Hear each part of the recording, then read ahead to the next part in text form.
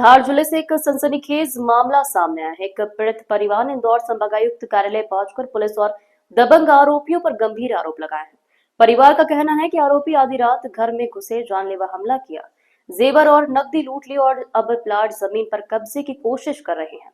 Police report तक दर्ज नहीं कर रही, जिसके बाद पीड़ित परिवार ने प्रशासन से सुरक्षा और न्याय की मांग की है। धार जिले के सादलपुर थाना क्षेत्र के ग्राम महतगांव निवासी जितेंद्र चौहान ने अपने परिवार के साथ इंदौर संभागायुक्त कार्यालय पहुंचकर सनसनीखेज खुलासा किया।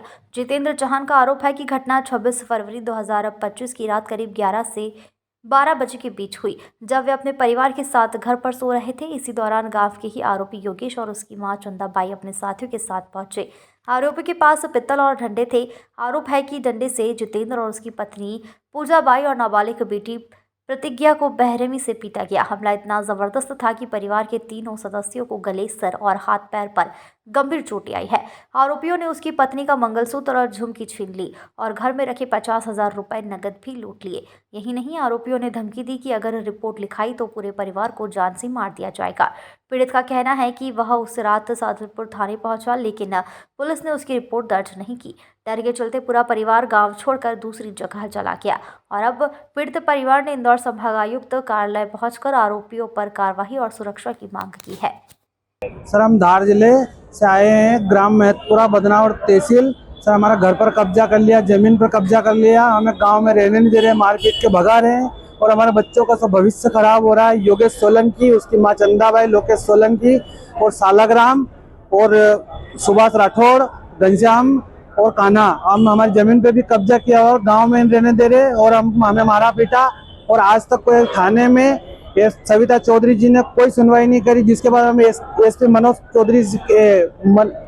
कुमार जी पास गए। उन्होंने एफआईआर के लिए पूछा, आज तक एफआईआर नहीं हुई हमारी और कुछ भी हमारी कार्रवाई नहीं की और हमारा पूरा घर बर्बाद हो चुका है। खाने पीने के लिए सर परेशान हो रहे हैं अभी सर। थाने भी एफआईआर कराई आपने? हाँ, कराई सर। अब जो 27 फरवरी 2002 से अभी तक कुछ भी नहीं हुआ सर हमारा। और ये हमारे साथ में एफआईआर है, एनसीआर करके हमें भेज दिया। आज तक कोई हमारा कुछ नहीं करा इन्होंने।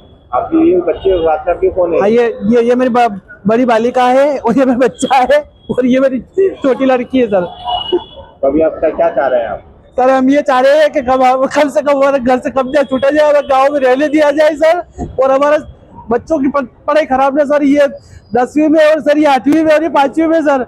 हमारे बच्चों का भविष्य खराब हो रहा है, हमारे घर जमीन सबकी सब कब्जा कर ली सर।